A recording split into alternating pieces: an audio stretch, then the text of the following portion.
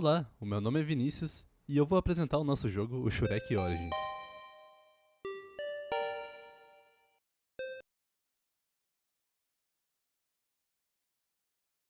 Em Shurek Origins, o objetivo é sobreviver enquanto hordas de inimigos irão tentar eliminar o Shurek.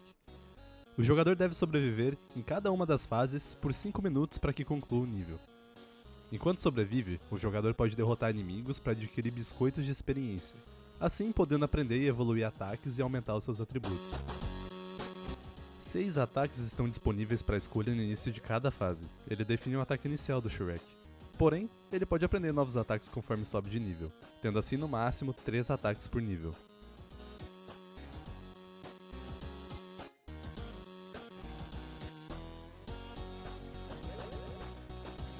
Aqui, como um exemplo, o Shurek já aprendeu os seus 3 ataques, sendo eles o soco, o besouro e o urro. A gente também pode escolher atributos ao invés de evoluir os ataques, assim, algum atributo básico do personagem é evoluído, como nesse caso exemplo, a vida máxima. Há uma pequena chance de quando o inimigo é derrotado, dropar um item especial. Os inimigos podem dropar moedas, comida e experiências especiais. A comida recupera vida, as experiências especiais dão mais pontos de XP, enquanto as moedas dão dinheiro para o jogador poder comprar atributos ao final da fase. As 6 armas são diferentes umas das outras e possibilitam várias estratégias diferentes. O soco é um ataque rápido que lança 2 projéteis horizontalmente para onde o jogador estiver olhando. O urro mira o inimigo mais próximo, atravessando ele e dando dano em todos que estão no trajeto.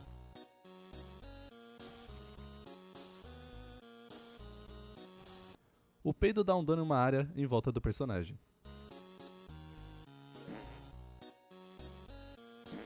A cebola arremessa um projétil em um inimigo aleatório que cria uma área de gás que dá dano em todos os inimigos que estão dentro. O besouro gira em volta do personagem, dando dano em quem encostar.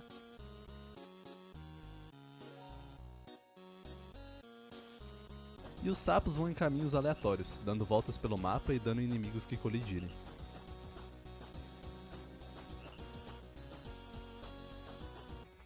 Conforme a fase avança, os desafios do jogador vão ficando cada vez mais complexos. Novos inimigos mais fortes vão surgindo e o jogador tem que lidar com novas ameaças. Todas as fases também possuem mini-chefes, que o jogador deve lidar, e caso ele consiga os derrotar, ele consegue um prêmio especial. Cada boss derrotado dropa um baú, e caso o jogador pegue o baú, ele ganha um nível grátis. Esse é um exemplo de como uma fase se parece ao final do jogo. Aqui, faltando 1 minuto, são vários inimigos que tentam derrotar o jogador, e como ele deve sobreviver, tentando o seu máximo. As gravações são de um dos nossos desenvolvedores jogando, por isso, uma dificuldade muito grande não foi enfrentada. Mas nós testamos o jogo com outros 10 jogadores que não são da parte do desenvolvimento, e eles enfrentaram certa dificuldade para avançar pelas fases pela primeira tentativa. Todos eles passaram por cada fase mais ou menos 2 ou 3 tentativas. O jogo possui um sistema de compras de atributos, onde o jogador pode gastar 100 moedas para comprar um atributo no primeiro nível, mas a partir do momento que ele compra, o atributo encarece.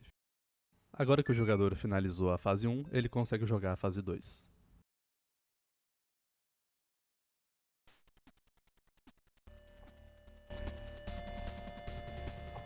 A fase 2 começa com 2 variedades de inimigos, sendo ela o caçador e os lobos. Os caçadores são mais lentos que os lobos, porém, eles dão mais dano.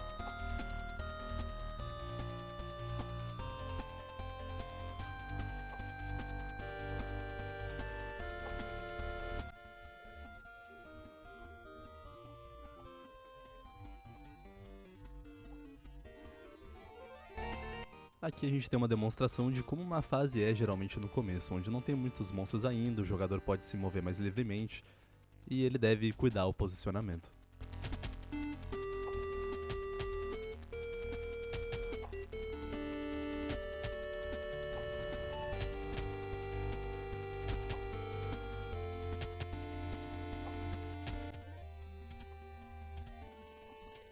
Aqui podemos ver o que acontece quando o jogador é derrotado.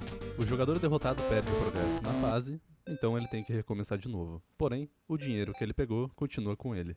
A partir de certo ponto na fase, lobisomens e ursos começam a ser comuns. Os lobisomens são mais fortes que todos os outros, então o jogador deve ter cuidado com eles. Porém, eles demoram para poder spawnar.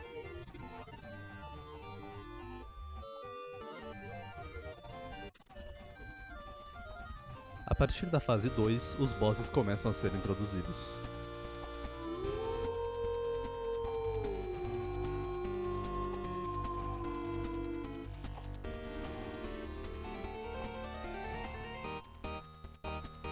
Todos os chefes apresentam um grande potencial perigo.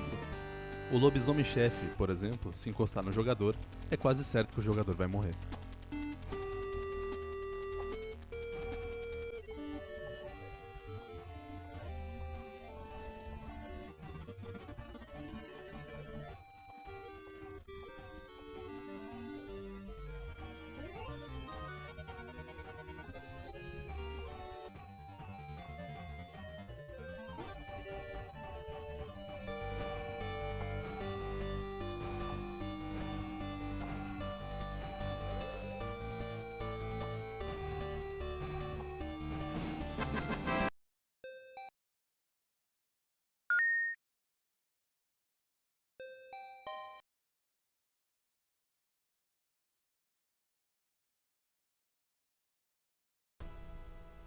A terceira fase, de acordo com nossos testadores, é a fase mais difícil. Ela começa com apenas uma variedade de inimigo, que são os diabretes. Eles têm bastante vida, são rápidos e dão bastante dano.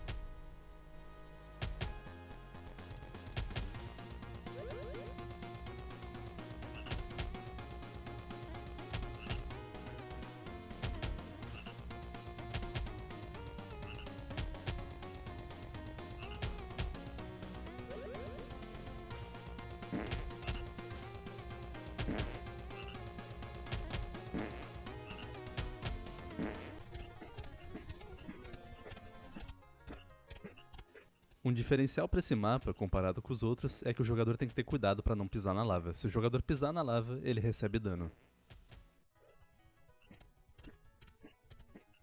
O jogador é rapidamente introduzido nesse mapa ao boss dele. O boss desse mapa é o dragão do Shrek. Uma diferencial mecânica desse boss é que ele arremessa bolas de fogo. O que a maioria dos nossos testadores enfrentaram problemas foi para desviar dessas bolas de fogo. Então, como a gente sabe que a maior dificuldade são as bolas de fogo, eu fico esperto para não tomar dano delas e poder desviar delas.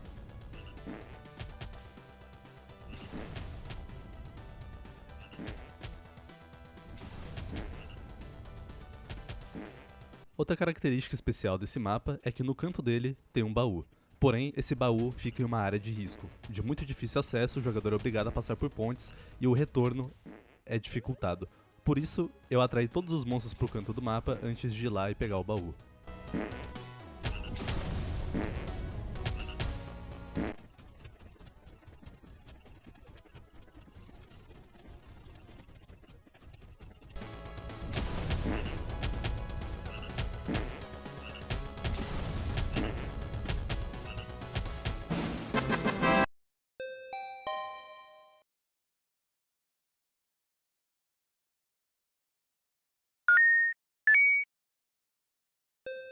Então, agora com todos os mapas liberados, o jogador pode tentar zerar o jogo. Se ele finalizar o mapa 4, ele consegue com sucesso fazer isso.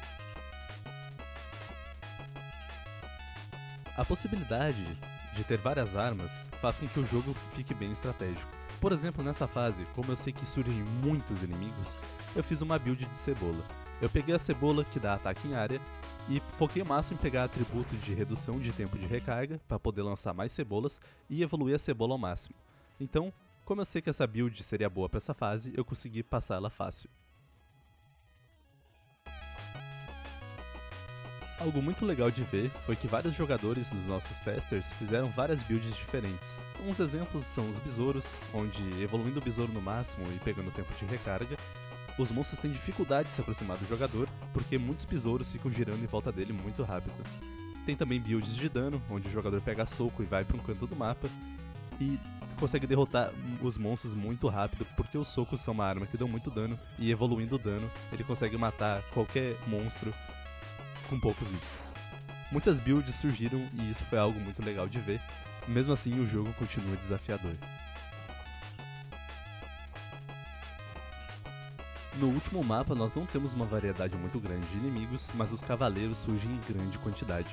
Por isso, como a gente pode ver, a cebola ela vai limpando uma área de forma tardia, pois o gás fica lá, e vários pontos de XP ficam distribuídos pelo mapa para o jogador ir buscar depois. Como grande quantidade de inimigos ficam nessa fase, uma build como essa de cebola é muito útil pelo dano em área.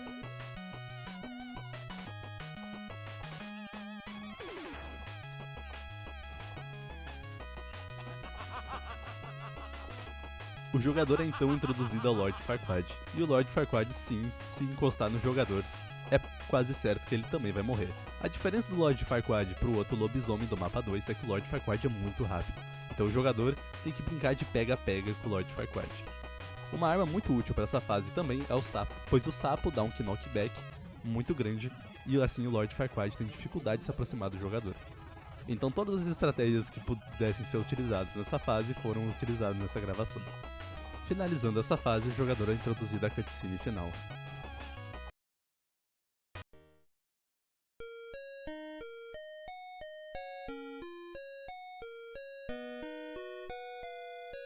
Então esse é o Shurek Origins, um jogo que a gente tem muito orgulho de ter feito porque saiu um resultado muito bom que a gente se divertiu muito jogando. Obrigado pela atenção, tchau tchau!